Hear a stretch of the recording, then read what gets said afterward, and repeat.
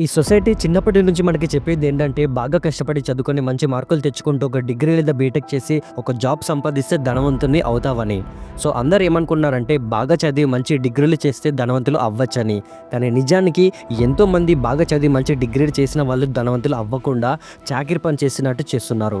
So degree అనేది మిమ్మల్ని ధనవంతుని చేయదు.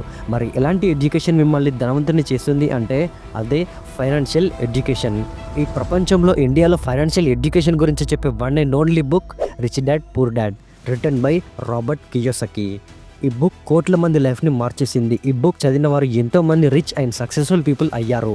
బట్ వెయిట్, ఈ బుక్ రాసిన రాబర్ట్ కియోసకి ప్రజెంట్ $1.2 బిలియన్ అప్పులో ఉన్నాడు. అంటే సుమారు 120 కోట్ల అప్పు ఉంది. కోట్ల మందికి ఫైనాన్స్ నేర్పిన వాడు తన సొంత ఫైనాన్స్ చూసుకోలేదా? అంటే ఈ బుక్ ఫేకా? అతని అడ్వైస్ నమ్మరాదా? బట్ వెయిట్, ఇక్కడితో స్టోరీ అయిపోలేదు. ఇక్కడే అసలు కథ మొదలవుతుంది. ఇయర్ 1997లో రాబర్ట్ కియోసాకి ఈ బుక్ రాశాడు. మొదట ప్రతి పబ్లిషర్ ఈ బుక్ని రిజెక్ట్ చేశాడు. ఎందుకంటే ఈ చదువుకోవడం, డిగ్రీ చేయడం, జాబ్ చేయడం ఇవన్నీ వేస్ట్, ఇవి మాత్రమే నిన్ను సక్సెస్ చేయవు, ధనవంతులు డబ్బు కోసం పనిచేయరు, పేదవాళ్ళు మాత్రమే డబ్బు కోసం పనిచేస్తారు, ఇలాంటి ఎన్నో బోల్డ్ ఐడియాస్ పబ్లిషర్స్కి నచ్చలేదు. సో ఇక రాబర్ట్ తను సొంతంగా పబ్లిష్ చేశాడు. స్లోగా వర్డ్ ఆఫ్ మౌత్ ద్వారా ఈ బుక్ గురించి స్ప్రెడ్ అయింది. ఇయర్ 2000లో ఆఫ్రా విన్ఫ్రే షోకి వెళ్ళాడు. ఇదొక యూఎస్లో పెద్ద షో.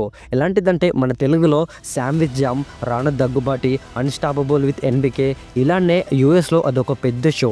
ఆ షో తర్వాత ఈ బుక్ చాలా పాపులర్ అయ్యింది. వార్నర్ బుక్స్ వాళ్ళు 4 lakhs కాపీస్ని ప్రింట్ చేశారు. న్యూయార్క్ టైమ్స్ బెస్ట్ సెల్లర్ లిస్ట్లో టాప్లోకి చేరింది. ప్రపంచం వ్యాప్తంగా 4 కోట్ల కంటే ఎక్కువ కాపీస్ అమ్ముడుపోయాయి. 51 లాంగ్వేజెస్లో ట్రాన్స్లేట్ చేశారు. ఇండియాలోకి ఎర్లీ 2000లో వచ్చింది. ఈ బుక్ ఒక రెవల్యూషన్ లాగా స్ప్రెడ్ అయింది. తెలుగులోకి కూడా ట్రాన్స్లేట్ చేశారు. లక్షల కాపీస్ అమ్ముడుపోయాయి. ఫ్లిప్కార్ట్, అమెజాన్లో టాప్ సెల్లింగ్ ఫైనాన్స్ బుక్గా నిలిచింది. Before rich dad poor dad middle class thinking ఎట్లుండేదంటే ఒక గవర్నమెంట్ జాబ్, ఒక సెక్యూర్ జాబ్, ఫిక్స్డ్ డిపాజిట్లో గోల్డ్లో ఇన్వెస్ట్ చేయాలి, హౌస్ కొనాలి, కార్ కొనాలి, ఇవి స్టేటస్కి సింబల్ లాంటివి. డిగ్రీ ఇంపార్టెంట్, ఎంబీఏ చేయాలి, డబ్బుని సేఫ్గా ఖర్చు పెట్టాలి, రిస్క్ తీసుకోవద్దు, ఇలా ఉండేది. But after rich dad poor dad అందరి ఆలోచన మారింది. జాబ్ సెక్యూరిటీ కన్నా financial freedom important. Passive income build చేయాలి, అసెట్స్ కొనాలి, లయబిలిటీస్ కాదు, బిజినెస్ స్టార్ట్ చేయాలి, రియల్ ఎస్టేట్లో ఇన్వెస్ట్ చేయాలి, మల్టిపుల్ ఇన్కమ్ స్ట్రీమ్స్ క్రియేట్ చేయాలి. స్టార్టప్స్ బూమ్ అయ్యాయి, సైడ్ హస్లింగ్ స్టార్ట్ అయ్యాయి. ఇన్స్టాలో, యూట్యూబ్లో, ప్రతి సోషల్ మీడియాలో asset building, passive income, financial freedom ఇలాంటి వర్డ్స్ చాలా పాపులర్ అయ్యాయి. బట్ ఫ్రెండ్స్, నిజం మాట్లాడుకుంటే ఫైనాన్షియల్ ఫ్రీడమ్ గురించి చెప్పిన రాబర్ట్ కియోసాకి అసెట్స్ బిల్డ్ చేయాలి, ఫైనాన్షియల్లీ స్మార్ట్గా ఉండాలని చెప్పిన రాబర్ట్ ప్రజెంట్ $1.2 బిలియన్ అప్పులో ఉన్నాడు. 1985లో అతను పెట్టిన కంపెనీ దివాలా తీశాడు. హోమ్లెస్ అయ్యాడు. తన పాత కారులో తన వైఫ్ కలిసి కొన్ని నెలల పాటు తినకుండా పడుకోకుండా బ్రతికారు. ఇది ఎలా పాసిబుల్? మనీ గురించి చెప్పిన వాడు ఎలా అప్పుల్లో మునగాడు? అసెట్స్ గురించి చెప్పిన వాడు ఎలా హోమ్లెస్ అయ్యాడు? ఫైనాన్షియల్ ఇంటెలిజెన్స్ చెప్పిన వాడు ఎలా ఫెయిల్ అయ్యాడు? మీలో చాలామందికి ఇలాంటి డౌట్స్ వస్తున్నాయి కదా. ఈ డౌట్స్ అన్నిటికీ ఈరోజు వీడియోలో క్లియర్ చేస్తాను. కానీ మొదట రాబర్ట్ కంప్లీట్ జర్నీని తెలుసుకోవాలి. ట్రస్ట్ మీ, ఈ స్టోరీ విన్నాక ఈ బుక్ చదవనోడికి చదవాలనిపిస్తుంది, చదివినోడికి ఒక రకమైన రెస్పెక్ట్ పెరుగుతుంది. ఏప్రిల్ 8, 1947లో హవాయి నగరంలో రాబర్ట్ పుట్టాడు. అతని father Ralph Kiyosaki highly educated person, PhD చేశాడు. ఎడ్యుకేషన్ డిపార్ట్మెంట్లో టాప్ పొజిషన్లో ఉన్నాడు. రాబర్ట్ తన సొంత డాడ్ని పూర్ డాడ్ అని పిలిచేవాడు. అండ్ అతని బెస్ట్ ఫ్రెండ్ మైక్ వాళ్ళ ఫాదర్ ఒక ఎంటర్ప్రైనర్, స్కూల్ డ్రాప్అవుట్ కానీ సక్సెస్ఫుల్ బిజినెస్ మ్యాన్. ఇతన్ని రాబర్ట్ రిచ్ డాడ్ అని పిలిచేవాడు. 9 years ఏజ్ నుండే రాబర్ట్కి 2 ఫిలాసఫీస్ బాగా నేర్పించారు. ఫస్ట్ది పూర్ డాడ్ చెప్పింది, స్కూల్కి వెళ్ళి ఒక డిగ్రీ చేసి మంచి జాబ్ సంపాదించడం. నెంబర్ 2 రిచ్ డాడ్ చెప్పింది, అసెట్స్ని బిల్డ్ చేయాలి, బిజినెసెస్ని క్రియేట్ చేయాలి, డబ్బే నీకోసం పనిచేసేలా చేయాలి అని. వీళ్ళిద్దరిట్లో రాబర్ట్ రిచ్ డాడ్ని ఎంచుకున్నాడు. అది తన లైఫ్ని మొత్తానికి మార్చేసింది. ఫ్రెండ్స్, మీరు ఈ బుక్ చదివిన వారైతే నేను ఆల్రెడీ ఒక వీడియో చేశాను, వెళ్ళొకసారి చూడండి.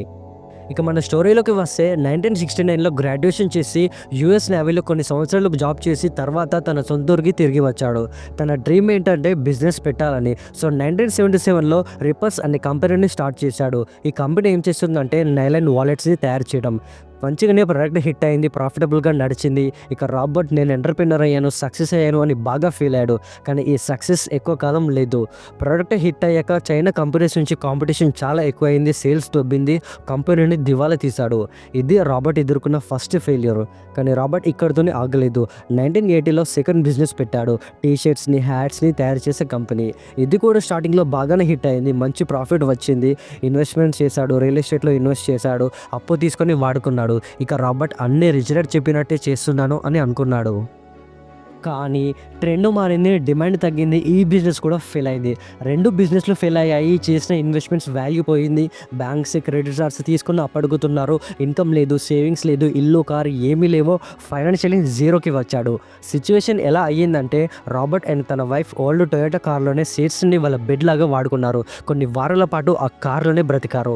కొన్నిసార్లు తినడానికి కూడా డబ్బు లేకుండే. ఫ్రెండ్స్, ఫ్యామిలీ జడ్జ్ చేయడం, ఆ కార్లోనే ఉంటూ అంతా రిచర్డ్ చెప్పినట్టే చేశాను, ఎలా ఫెయిల్ అయ్యాను, ఇంకేం చేయాలి, గివప్ ఇయ్యాలా అని ఆలోచించేవాడు. ఈ స్టేజ్లోనే చాలామంది గివప్ చేశారు. కానీ రాబర్ట్ అలా చేయలేదు. ఒక వారం తర్వాత తన ఫ్రెండ్ వాళ్ళ సిచ్యువేషన్ని అర్థం చేసుకొని అతని బేస్మెంట్లో ఉండడానికి ఒక రూమ్ ఇచ్చాడు. ఆ బేస్మెంట్లోనే 9 నెలలు ఉన్నారు. ఈ టైంలోనే రాబర్ట్ బాగా ఆలోచించాడు. రిచ్ డాడ్ టీచింగ్స్ని గుర్తు తెచ్చుకున్నాడు. The difference between rich and poor is how they handle failure. ఇక రాబర్ట్ నోట్బుక్ తీసుకొని అనలైజ్ చేశాడు. నేను చేసిన తప్పులేంటి? ఫస్ట్ బిజినెస్లో ప్రోడక్ట్ ప్రొటెక్ట్ చేయలేదు, కాంపిటీషన్కి ముందే ప్రిపేర్ అవ్వలేదు. సెకండ్ బిజినెస్లో మార్కెట్ ట్రెండ్స్ మీద డిపెండ్ అయ్యాను, ఇన్నోవేషన్ చేయలేదు, అప్పుని చాలా ఫాస్ట్గా తీసుకున్నాను, క్యాష్లో ప్రాపర్గా మేనేజ్ చేయలేదు, ఇన్వెస్ట్మెంట్ టైమింగ్ బ్యాడ్గా చేశాను, ఎమర్జెన్సీ ఫండ్ కూడా లేదు. వెయిట్ నేను ఎన్నో నేర్చుకున్నానే. మార్కెటింగ్ నేర్చుకున్నాను, సేల్స్ నేర్చుకున్నాను, క్యాష్ ఫ్లో గురించి రియల్ ఎక్స్పీరియన్స్ వచ్చింది, రిస్క్ మేనేజ్మెంట్ గురించి అర్థమైంది. ఈ ఫెయిల్యూర్స్ అన్నీ యాక్చువల్లీ ఎడ్యుకేషన్ అని రాబర్ట్ రియలైజ్ అయ్యాడు. ఇక అప్పుడు రాబర్ట్ ఒక డెసిషన్ తీసుకున్నాడు. నేను ఫైనాన్షియల్ ఎడ్యుకేషన్ని బిజినెస్గా చేస్తా. నా ఫెయిల్యూర్స్ నుంచి అదర్స్ నేర్చుకోవాలి. స్కూల్లో ఫైనాన్షియల్ ఎడ్యుకేషన్ని నేర్పించడం లేదు, నేను నేర్పిస్తా అని ఇయర్ 1985లో ఎక్సలరేటెడ్ లెర్నింగ్ ఇన్స్టిట్యూషన్ని స్టార్ట్ చేశాడు. స్మాల్ కంపెనీ లాగా మొదలుపెట్టి ఎంటర్‌ప్రెన్యూర్‌షిప్ గురించి, ఇన్వెస్టింగ్ గురించి, డబ్బు గురించి నేర్పించాడు. ఫ్రీ సెమినార్స్ నుండి స్టార్ట్ చేసి పెయిడ్ వర్క్షాప్స్ వరకు ఇలా 9 ఇయర్స్ పాటు ఆ బిజినెస్ని నడిపి ఒక ప్రాఫిటబుల్ ఎడ్యుకేషన్ కంపెనీ బిల్డ్ చేశాడు. వచ్చిన ప్రాఫిట్స్ అని చాలా ఇన్వెస్ట్మెంట్స్ చేశాడు. మంచి క్యాష్ ఫ్లో టైమింగ్ చూసి, పర్ఫెక్ట్ టైమింగ్ చూసి ఇయర్ 1994లో కంపెనీని అమ్మేశాడు. మంచి ప్రాఫిట్తోని ఎగ్జిట్ తీసుకొని ఫైనాన్షియల్ ఫ్రీడమ్ పొందాడు. Finally at the age of 47 Robert retired అయ్యాడు. రాబర్ట్ ఫైనాన్షియల్లీ ఫ్రీ అయ్యాక కూడా ఏదో తెలియని ఎంప్టీనెస్ ఫీల్ అయ్యాడు. నా నాలెడ్జ్ని ఎందుకు ప్రపంచంతో షేర్ చేయకూడదని ఇయర్ 1996లో ఫైనాన్షియల్ ఎడ్యుకేషన్ నేర్పించే క్యాష్ ఫ్లో బోర్డ్ గేమ్ అనే దాన్ని క్రియేట్ చేశాడు. ఆ గేమ్ చాలా హిట్ అయింది. ఇక 1997లో తన లెర్నింగ్స్ని ఒక బుక్గా రాశాడు. అదే rich dad poor dad. 2 fathers story, 2 philosophies, 6 లెసన్స్గా రాశాడు. బుక్ కంప్లీట్ అయింది. కానీ ప్రతి పబ్లిషర్ రిజెక్ట్ చేశారు, ఈ బుక్ ఐడియాస్ చాలా బోల్డ్గా ఉన్నాయని. ఇక రాబర్ట్ సొంతంగా ఒక 1000 కాపీస్ని పబ్లిష్ చేశాడు. స్లోగా వర్డ్ ఆఫ్ మౌత్ వల్ల స్ప్రెడ్ అయింది. ఇయర్ 2000లో ఆఫ్రా విన్ఫ్రీ షోకి రాబర్ట్ని పిలిచారు. ఇక ఆ షో తర్వాత రాబర్ట్కి తిరుగులేదు. 40 మిలియన్ ప్లస్ కాపీస్ అమ్ముడుపోయాయి. 51 లాంగ్వేజెస్, 109 కంట్రీస్. 6 ఇయర్స్గా continuously New York Times best selling బుక్స్లో టాప్లో నిలిచాడు. డొనాల్డ్ ట్రంప్ లాంటి పెద్ద వ్యక్తులు ప్రతి ఒక్కరూ దీని గురించి మాట్లాడారు. రిచ్ డాడ్ అనే కంపెనీని బిల్డ్ చేశాడు. క్యాష్లో బోర్డ్ గేమ్ని కనిపెట్టాడు. ప్రపంచవ్యాప్తంగా సెమినార్స్ ఇచ్చాడు. 26 బుక్స్ రాశాడు. రియల్ ఎస్టేట్ ఇన్వెస్ట్మెంట్స్ చేశాడు. మల్టిపుల్ బిజినెసెస్ని క్రియేట్ చేశాడు.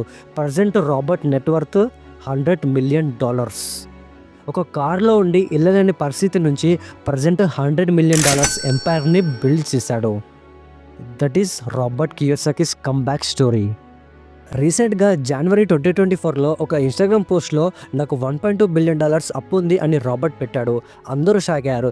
ఏంటి, కోట్ల మందికి ఫైనాన్స్ నేర్పిన వాడు అప్పుల్లో ఉన్నాడా? మొదటి కంపెనీ దివాలా తీసినట్టు మళ్ళీ ఈసారి దివాలా తీస్తాడా అని అందరు అనుకున్నారు. కానీ అప్పుడు చేసిన అప్పుకి ఇప్పుడున్న అప్పుకి ఆకాశానికి భూమికి ఉన్నంత డిఫరెన్స్ ఉంది. ఇక్కడే గుడ్ డెప్ట్ అండ్ బ్యాడ్ డెప్ట్ అనే కాన్సెప్ట్ ఉంటుంది.